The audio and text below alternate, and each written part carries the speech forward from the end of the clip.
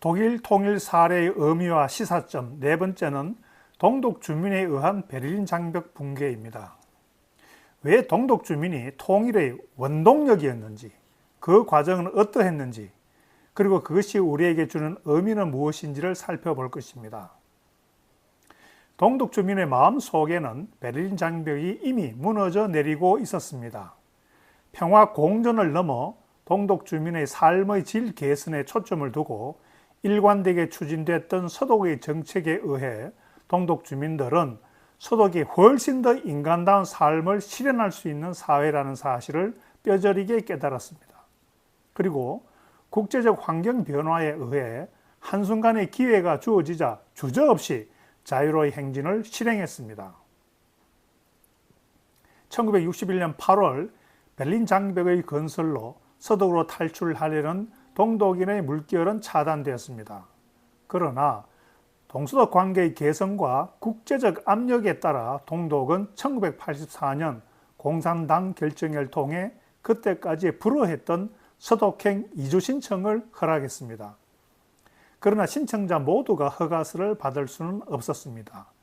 남은 유일한 선택지는 불법적인 경로, 즉 탈출을 통해 서독에 도착하는 방법뿐이었습니다.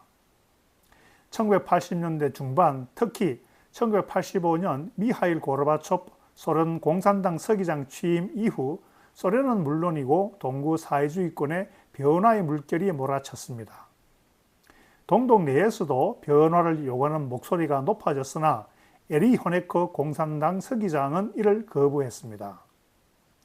1989년 5월 사회주의 진영에 속하면서 개혁 정책을 추진하고 있었던 헝가리가 중립을 표방했지만 사실상 서방 자유세계의 일부였던 오스트리아와의 국경 봉쇄를 해제했습니다. 6월 27일 헝가리는 오스트리아와 함께 동서냉전의 상징이었던 철의 장막에 철조망을 걷어올려 구멍을 뚫었습니다. 동독 주민의 자유를 향한 행진은 즉시 시작됐습니다. 1989년 여름 휴가철에 그들은 헝가리를 거쳐 오스트리아로 건너가 그곳의 서독 대사관에 들이닥쳐 서독행을 요구했습니다. 서독은 동독 주민의 희망을 저버리지 않았습니다. 즉시 헝가리와 협상해 헝가리가 사회주의 형제국인 동독의 요구를 물리치고 동독 주민의 서독행을 허용하도록 만들었던 것입니다. 물론 서독은 대가로 경제 지원을 약속했습니다. 상황이 이렇게 돌아가자 헝가리로 가려는 동독 주민의 대규모 행렬이 시작됐습니다. 불과 몇 주 만에 수만 명이 서독으로 이주했습니다. 헝가리는 물론 체코슬로바키아와 폴란드 주재 서독 대사관에도 동독인들이 밀어닥쳤습니다. 동독 내에서도 개혁, 개방을 요구하는 대규모 데모 행진은 도도한 역사적 물줄기가 됐습니다. 결국 10월 18일 호네커가 실각하고 11월 9일 베를린 장벽이 무너졌습니다. 동독 주민이 몸으로 밀어 무너뜨린 것입니다. 40년간 동독 정권 아래에서의 체험을 통해 이것은 아니다를 온몸으로 느꼈던 동독 주민이 일어섰습니다. 자유와 민주주의, 인권과 복지를 위해 인간다운 삶을 위해 서쪽으로 행진을 시작했습니다.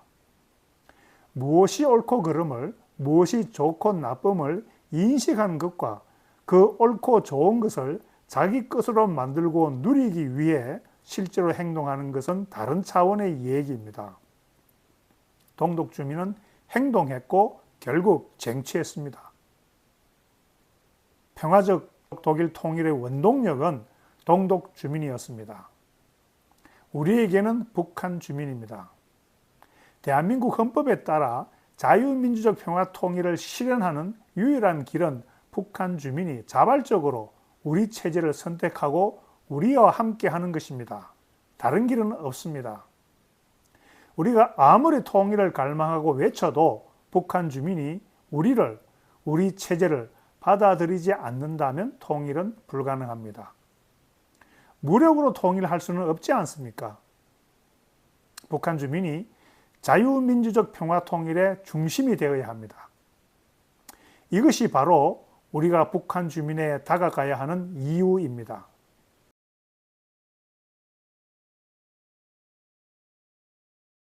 독일 통일 사례의 의미와 시사점, 다섯 번째는 서독의 조용한 통일 지위입니다.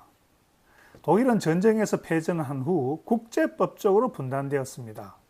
동독 주민이 아무리 통일을 간절히 원했더라도 통일을 이룰 수는 없었습니다. 서독의 국가 지도자들이 독일 역사에서 가장 찬란하게 빛날 페이지를 만들기 위해 행동하기 시작했습니다.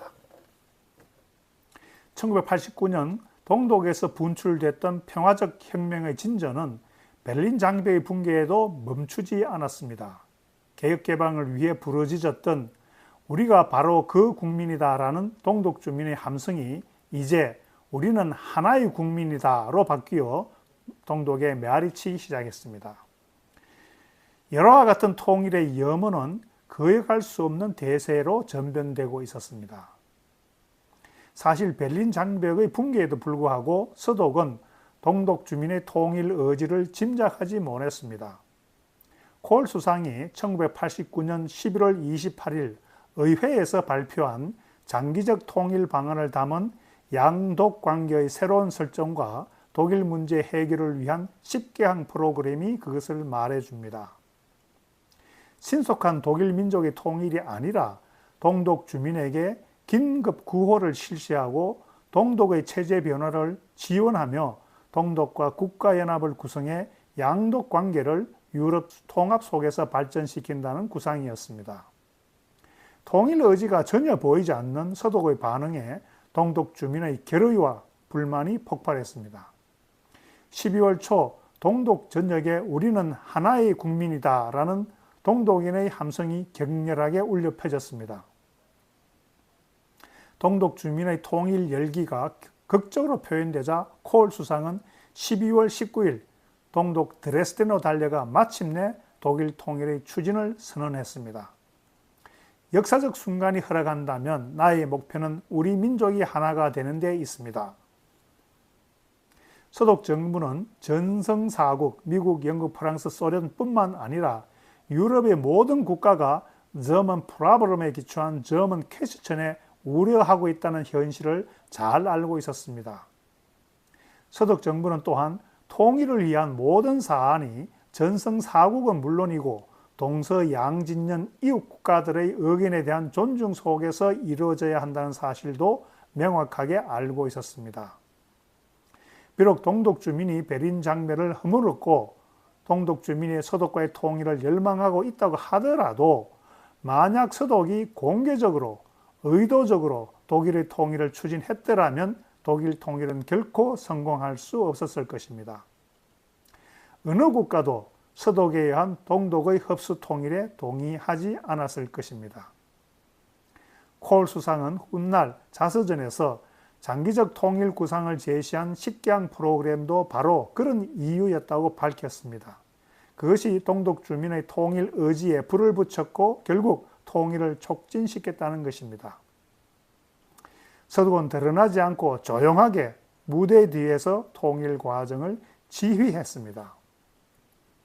서독은 동독 주민의 결단에 의한 통일 의지 표출, 동독 주민의 민족 자결권 행사에 의한 통일만이 전성사국과 유럽의 모든 국가가 독일의 통일을 허용할 수밖에 없을 유일한 길이라고 전략을 잡았습니다. 결국 돌파구는 동독 주민의 결단이었습니다. 누구도 어느 국가도 독일의 통일을 반대하지 못하는 전환점, 서독 주민도 받아들일 수밖에 없는 결정적 계기는 동독 주민에 의한 자유총선거였습니다. 서독 정부가 조용하게 그 길로 이끌고 그 과정을 지휘했습니다. 이것을 만들었던 헬무트 콜 수상과 한스 디트리히 겐셔 외무상 등 걸출한 국가 지도자가 당시 서독에 존재했다는 사실이 독일의 역사적 축복이었습니다. 그들의 용기와 결단과 행동에 깊은 찬사를 보냅니다. 언젠가 북한 주민들이 우리와 함께 하기를 원하는 상황이 온다면 우리에게도 그런 위대한 국가 지도자들이 있기를 소망합니다.